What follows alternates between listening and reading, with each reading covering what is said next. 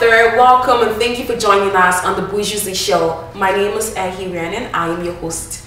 Today we have a fashion designer, Eniola Hundain. She has a clothing line called David. Thank you so much for joining us today. We are going to talk about fashion, but I do know it's something that is very global. It affects a lot of people. So she's going to give us her expert opinion on what she thinks on some fashion trends. So Eniola, my first question for you today is, what inspires your style? My style is inspired by my life experiences and you know, my family, my mom, my sisters, my hair and food. I love, you know, the art of eating and all of that. So I'm inspired by just life, basically. Yeah. Okay. Now, I know a lot of people when they get up in the morning, there's a lot of things that inspire the way we look. Maybe it's the weather, maybe it's a mood, maybe it's a feeling. Do you have one of those? Like, what makes you dress up the way you do on a Monday morning? Wow.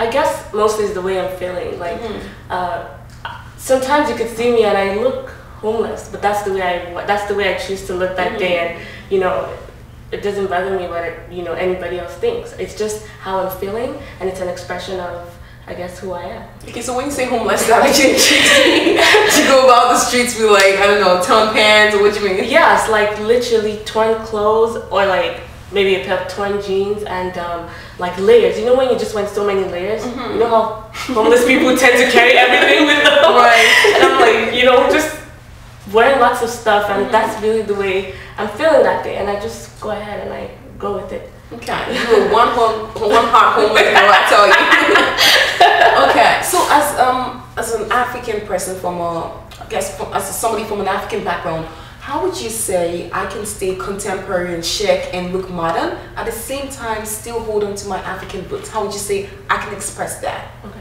Well, I think the most important thing is knowing about your roots. A lot of us don't even know anything about, I guess, our history or whatever. If you know your heritage and you love it and you're connected to it, you would find that you're more true to yourself, and it's easier for you to merge your experiences with the West. You know, by living in Canada or wherever, a lot of us are a lot of Africans today are in the diaspora. You know, if you are connected with that heritage, you find that it comes almost naturally to merge both experiences. Yeah. Now, speaking of merging both experiences, I see you wearing a pair of blazer and an African bottom.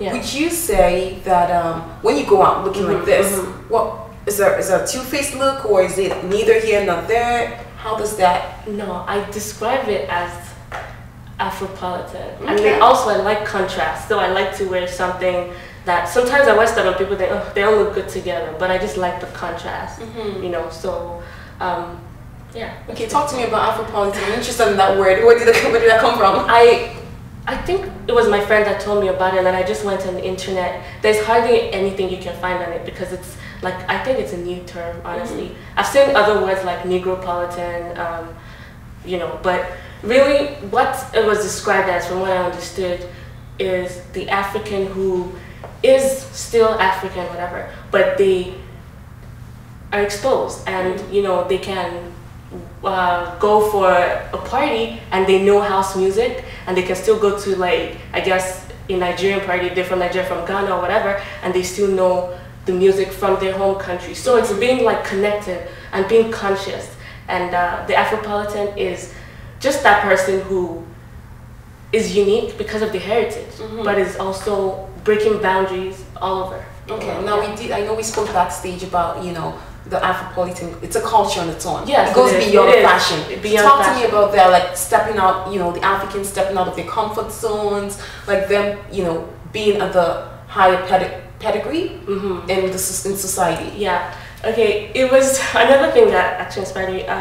One of my friends, one day I was talking to him and he said, you know, your last collection, it reminded me of a young African girl who lived in a penthouse in Manhattan. And while everybody's going for parties in the same designer clothes, she just wears, you know, the stuff that I created. Yeah, he was referring to my clothes. Said she wears that, but then like she stands out completely. And I really saw where he was coming from.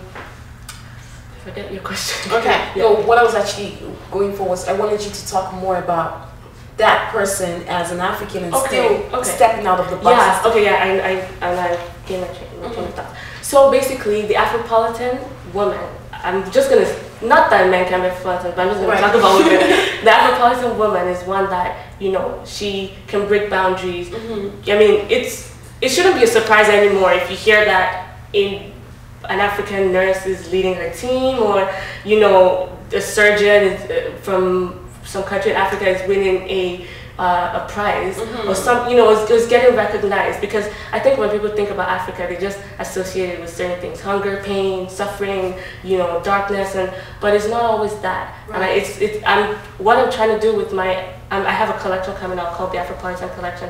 I'm trying to awaken this consciousness and let people know that it shouldn't, like you, it shouldn't be something like, wow, oh, Ehi is leading, you know.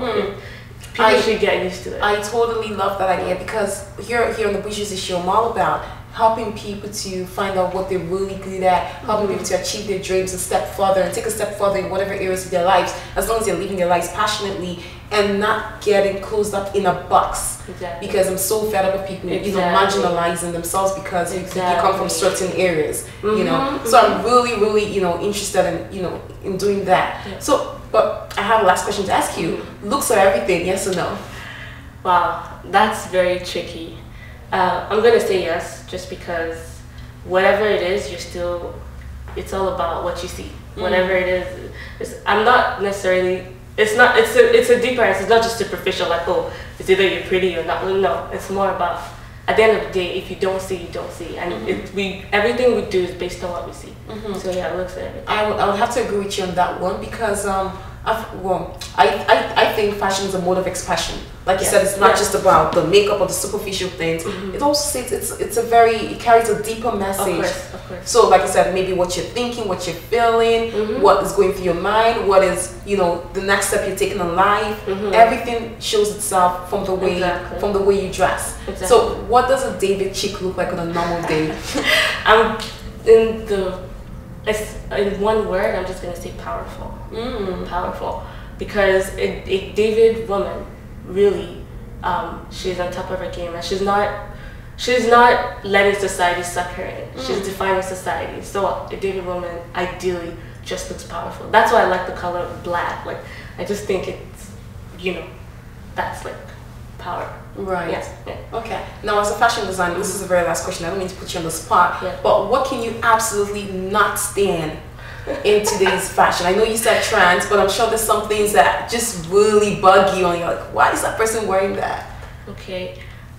I don't like seeing people wear like yellow pumps, yellow belts, yellow earrings, yellow necklace, yellow clutch, yellow, like, come on. Right. Yeah. So you're all about people getting creative, getting personalizing the fashion, and not necessarily just taking it from the mannequin and straight to your butt. Right? I also don't. Yeah, exactly.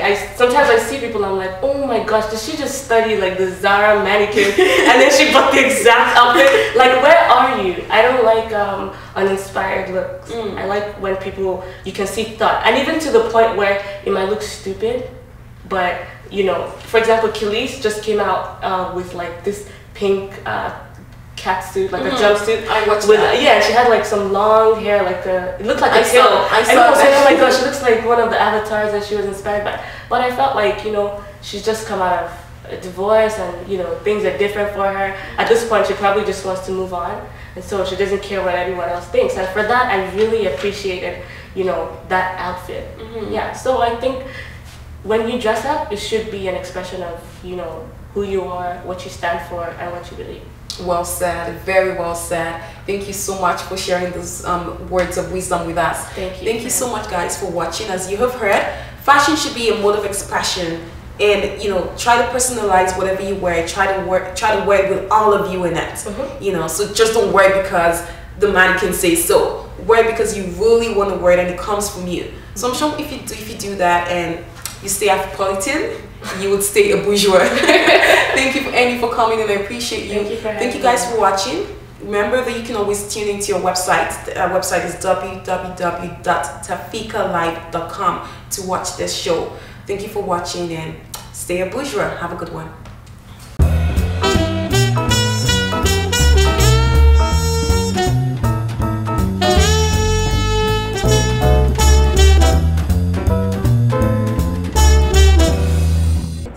about your style? How did you put everything together? Oh, well, this is a men's shirt. I love, you know.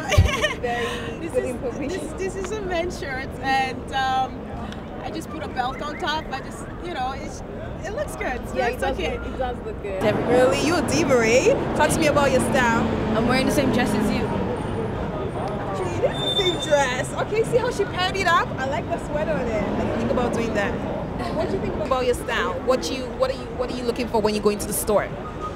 Something pretty. What do you look out for when you go to the mall? You know, whatever is trendy, what everybody's wearing, I guess. Yeah. I like to stick out, but I don't like to dress like everybody else. Yeah. Like I like to put, like, I'll see people wear something, and I'm like, okay, I like that. I'll put that with something else I saw somebody else wear. To be a little bit casual, but still trendy as I go along. What of the nerdy look? I need glasses, so basically that's how it all came together. Your ensemble here looks very nice, by the way. Thank you. Just a business casual H&M all the way at the bottom. All the way? That's yeah, a CK watch. Yeah. To rock it. That's it. Okay. This is my mom's from like the 80s. Wow, so it's vintage. Yeah, it's I like vintage. That. But the dress, I bought the dress from Jane and Finch Mall, and then I bought these shoes to match the dress.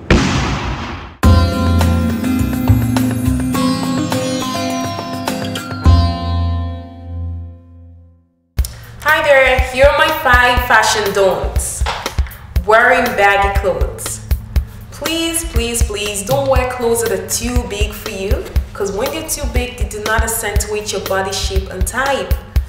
Number 4, wearing clothes that are too tight. So just like wearing clothes that are too big, there's also a problem when you wear something that's too tight for you. It does not look good. So if you're on the bigger side, try to wear something that fits you, your body shape and type. Number 3, wearing clothes that are too casual. It's important to dress for the occasion. You don't want to look sloppy. You want people to take you seriously. Number 2, overdosing on accessories.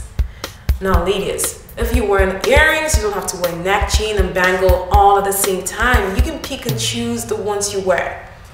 Number 1, matching overkill.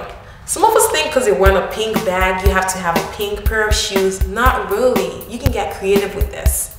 Okay? So now that we're done with the things you should not do, let us move on to the things that are okay to do. Fashion do's. Number 5, presentation. If we remember that presentation is key, we will always carry ourselves as a brand. It's important to carry yourself, you know, like you want people to treat you. Number 4, dress accordingly. Dress according to the occasion. So if you're going for a business meeting, dress in the business attire. If you're going for dinner, dress in a more casual, relaxed attire. Number 3, spice up your look. Get creative, ladies. You can go for a nerdy look, you can go for an elegant look, you can go for a glamorous look. Guys, also this applies to you. You know, get creative with your look, spice it up. Number 2, be comfortable. Comfort is very, very important. So if you're gonna wear a pair of heels and you know you're standing for 12 hours, you know that is not gonna work. If you're not comfortable, you cannot be productive, and it can affect your mood, it can affect your day. So we don't want that. Get comfortable. And finally, dress to impress. If you're a bourgeois, you know you have to dress like one. You have to be looking fabulous every time, because you just never know, right? So I hope I've been able to help. I hope I've been able to smoothen some things out. So thank you for watching. Stay a bourgeois.